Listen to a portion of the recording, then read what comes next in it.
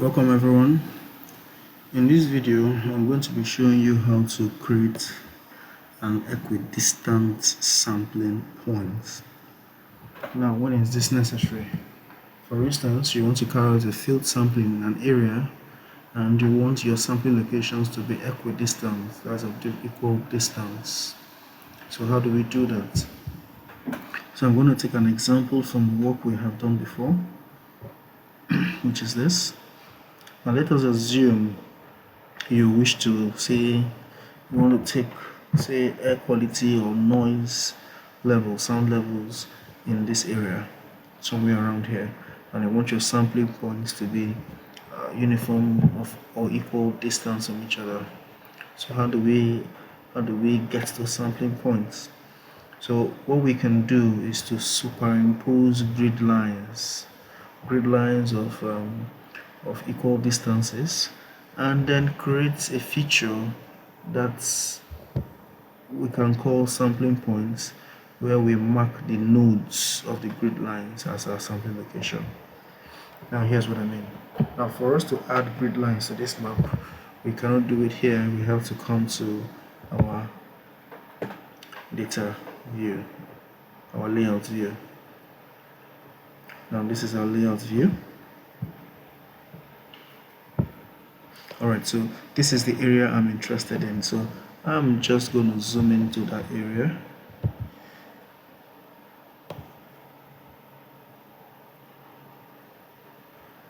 Alright, then I'm going to zoom into the entire layout. Okay, so let's pan that a little. Okay, so here we have. So what we're going to do next now is to double click on this there called layers. Now you will see an option here called grids. So I'm going to select new grids. I'm going to select measured grids because I'm going to measure the distances. So I'm just going to go next, and finish. Now when I do that, when I apply this, watch what happens. Now you see grid lines here, right? These are grid lines with distances. See, from here to here is the same, here to here is the same, here to here is the same, and here to here is the same. However, this is a rectangle, so it's not a perfect square. So we're going to adjust this. So we're going to come back, let's go to layers here, double click, this comes up. So what we're going to do now is make sure you have this selected. Okay, so we'll just go to practice, then we'll go to intervals.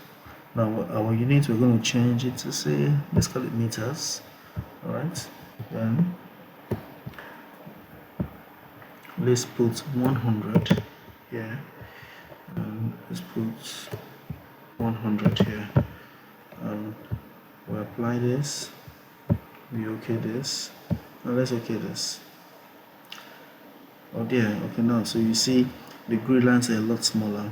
Now assuming I'm targeting say 10 grid lines or 10 sample locations in this area, just this area here. So when you count this number of nodes, it's more than 10. 1, 2, 3, 4, 5, 6, 7, 8, 9, 10. So you have so much more than 10 here. So I'm just going to go back and I'm going to keep adjusting this until I get the required grid lines. So I'm just going to go with, let's go with 500 by 500 and see what it comes up to be. Alright, this is too large, so let's go by half. Okay, so let's have it 250 by 250, and let's see what it's like. Okay, so you have 1, 2, 3, 4, 5, 6, 7, 8, 9, 10, 11. Okay, so this is close. Alright, so now how do we get the sample locations? Now what we're going to do now is to create a layer we're going to call sample locations here. So I'll just come to my catalog. Once I click on my default this, I'm going to right click and click on new feature class. Alright, and then I'm going to call this going to call this sampling location, because the name will have an underscore, and then since there are two words, and this will be sampling location. Now I just want to drop a point there, so I'm going to select point feature. So I'm going to click on next. All of this remain the same. Next, next, next, finish. So here we have our sampling location here. Okay, we have our sampling location here. So we need to start editing this. We'll right click, of course, go to edit features, start editing, and then we'll bring out the create features dialog box, click on the sample location, then click on points. And so all I'm going to do now is to drop points at each nodes. I'm going to drop points at each nodes. You'll see me do that. Okay, this happens to be by the water, so I'm going to skip that. So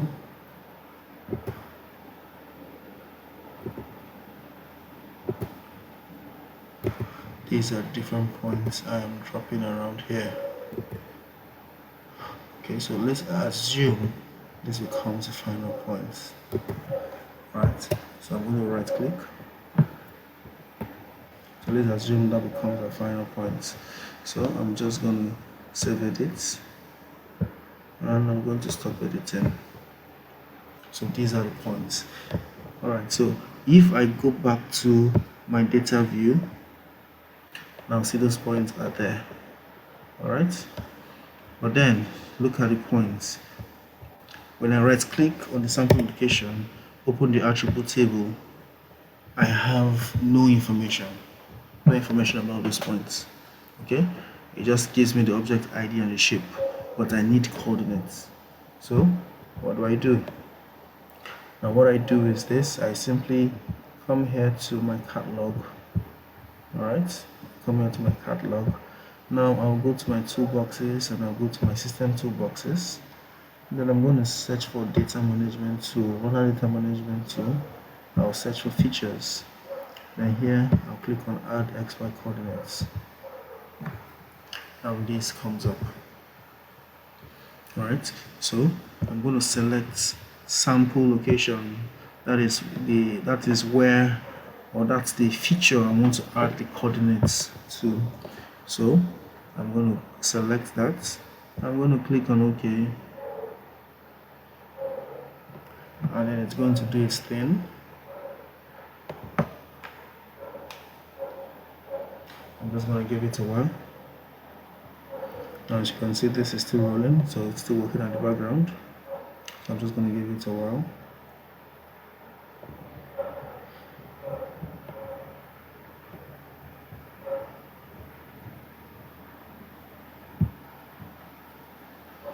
Good.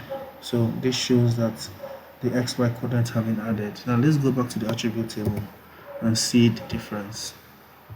Good. Now as you can see, the coordinates have been added, the point X and the point Y. Alright, which is essentially our longitude and latitude. So what do?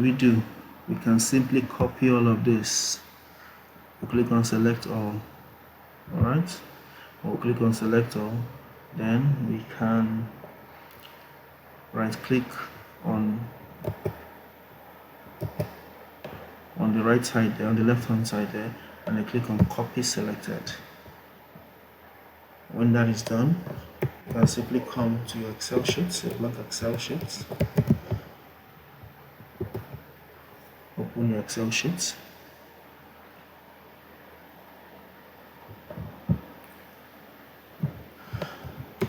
and then you paste it. So see, now this becomes your point X and your point Y, your longitude and your latitude. So these are the values, or these are the points you enter into your GPS to locate them on the ground. It's called ground truthing. Okay, so you use your GPS to locate these points on the ground, and these points correspond to these locations we have just outlined here, and like we did, they are all equidistant points. So this is the easiest way you can get equidistant points for sample measurements. I hope this helps, and I hope you enjoyed this video. Thank you for watching.